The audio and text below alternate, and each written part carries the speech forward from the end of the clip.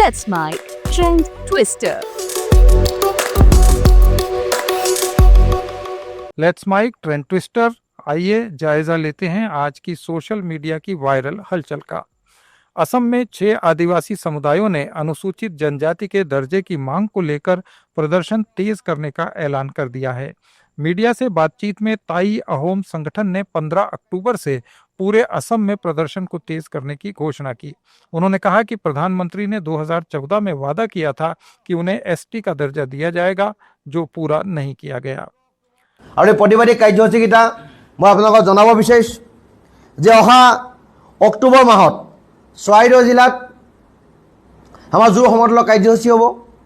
15 October माहमरात, 16 October हापेखाती और 20 October Sonari सदरत आमार जो समदल कार्यसूची हब। और 17 अक्टोबर चिलापथार गणसमावेश हब। और 19 अक्टोबर धेमाजीर सदरत जो समदल कार्यसूची आमी रहिছোঁ। गोलाघाटत 3 नवेम्बर दिना आमी प्रतिबादी कार्यसूची लैছোঁ। और शिवसागरत 16 नवेम्बर दिना ऐतिहासिक तलातल घৰৰ পৰা शिवसागर नगरলৈ এটা বৃহৎ जो समदल कार्यसूची आमी लैছোঁ। और क्रमान्वये जयपुर के एसएमएस हॉस्पिटल के ट्रॉमा सेंटर के आईसीयू में आग लगने से 8 मरीजों की मौत हो गई। इनमें 3 महिलाएं हैं। ये आग ट्रॉमा सेंटर के न्यूरो आईसीयू वार्ड के स्टोर में लगी। ट्रॉमा सेंटर के प्रभारी डॉक्टर जगदीश मोदी ने कहा कि आग के कारण पूरे आईसीयू में अंधेरा हो गया। डॉक्टर, नर्सेज और वार्ड बॉयज ने मरीजों को आईसीयू से बाहर निकाला। देखिए, हादसा ऑन ड्यूटी जो ट्रॉमा सेंटर की जो ट्रॉमा आईसीयू है, उसमें ऑन ड्यूटी पे जो रेजिडेंट न्यूरोसर्जरी का मौजूद था, उसने बताया कि अचानक बब का बिल्कुल अंधेरा सा एक आग की चिंगारी की तरह उठी। पूरी आईसीयू में अंधेरा सा छा गया।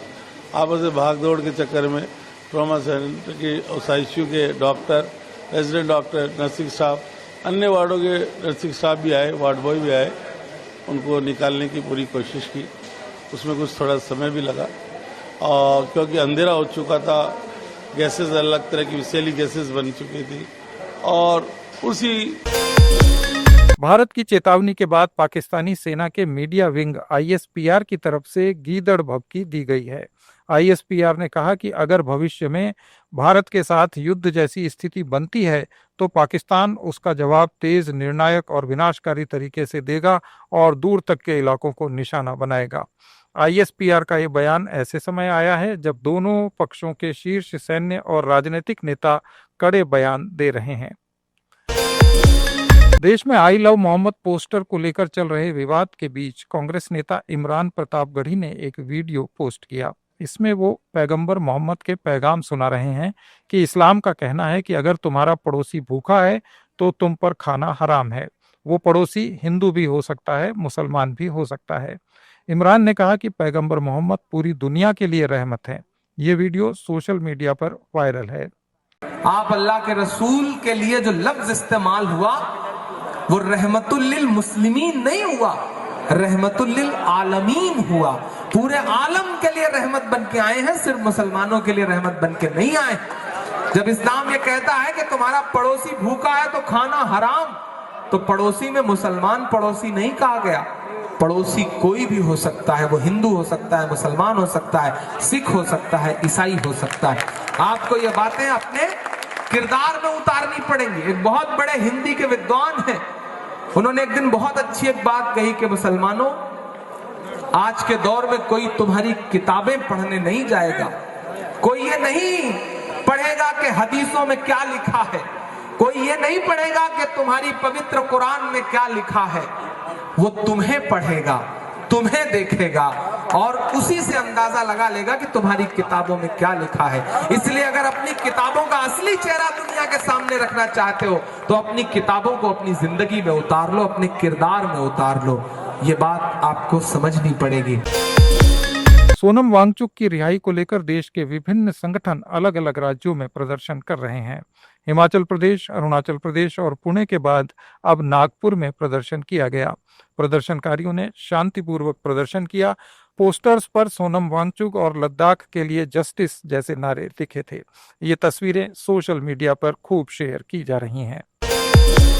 बिहार में एक रैली के दौरान आरजेडी नेता तेजस्वी यादव ने सत्ता बदलने का दावा किया। उन्होंने कहा कि दलित समाज और आदिवासी समाज ने ठान लिया है कि मौजूदा सरकार को उखाड़ फेंकेंगे।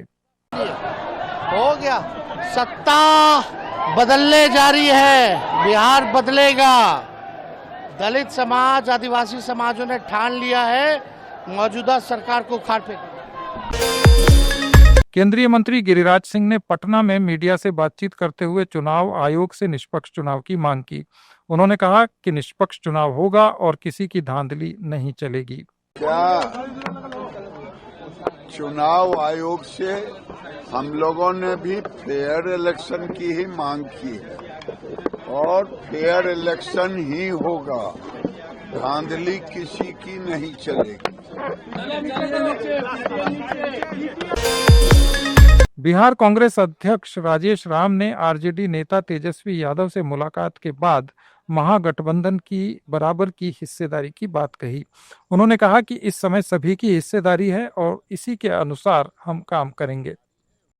निकलेंगे, एक निष्कर्ष आज भी निकल सकती है, एक आध दिन के बाद भी निकल। सर, पहले जितने सीटों पर चुनाव लड़े थे उतना ही सीट बढ़ने वाली है? नहीं, सबकी इसमें अकाउंटेबिलिटी है, सबकी हिस्सेदारी है, सबकी हिस्सेदारी के अनुसार हम लोग काम कहा जा रहा है कि कांग्रेस पार्टी के शामिल होने के कारण मुकेश सहनी को भी सीट देनी है, तो कांग्रेस की सीट ये आपकी सवाल हो सकते हैं, लेकिन ये अंदर की सवाल नहीं है। अंदर की सवाल है कि मिलजुल के सही तरीके से हम सीट को शेयरिंग करें।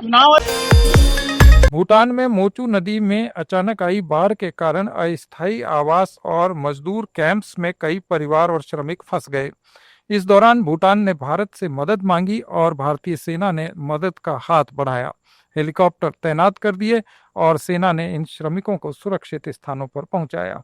भूटान की रॉयल गवर्नमेंट ने भारतीय सेना को समय पर और जीवन रक्षक सहायता देने के लिए हार्दिक धन्यवाद दिया। रशियन आर्मी की ईस्ट ग्रुप फोर्स ने दावा किया है कि उन्होंने 251 सेल्फ प्रोपेल्ड हॉवित्जर का उपयोग करके यूक्रेन के यूएवी बेस को दानिप्रो क्षेत्र में पूरी तरह से नष्ट कर दिया है। रशियन फोर्सेस लगातार एक के बाद एक इलाके में ऑपरेशन जारी रखे हुए हैं। इस हमले का वीडियो सोशल मीडिया पर काफी वायरल है।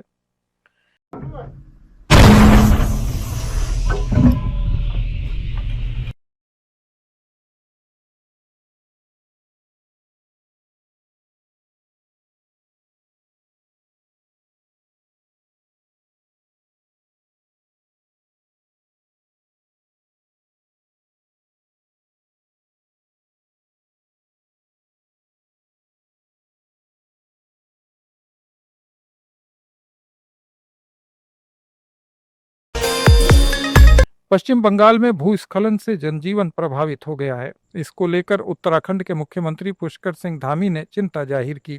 उन्होंने एक्स पर लिखा कि दार्जिलिंग में भारी बारिश और लैंडस्लाइड के कारण जान माल के नुकसान की खबरें हृदय विदारक हैं। मैं इस आपदा में अपने प्रियजनों को खोने वालों के प्रति संवेदना व्यक्त करता हूं। ये थे आज के कुछ वायरल पोस्ट्स। अपडेट्स के लिए जुड़े रहिए लेट्स माइक के साथ।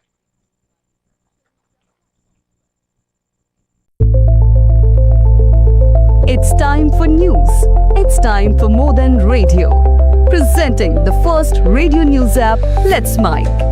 Let's Mic, a news-based app on your phone where you get to watch and listen news, talk shows, interviews, radio show podcasts. On Let's Mic, you get all relevant information of TV, print, radio, podcast, and digital. Let's Mic talks about every segment of life.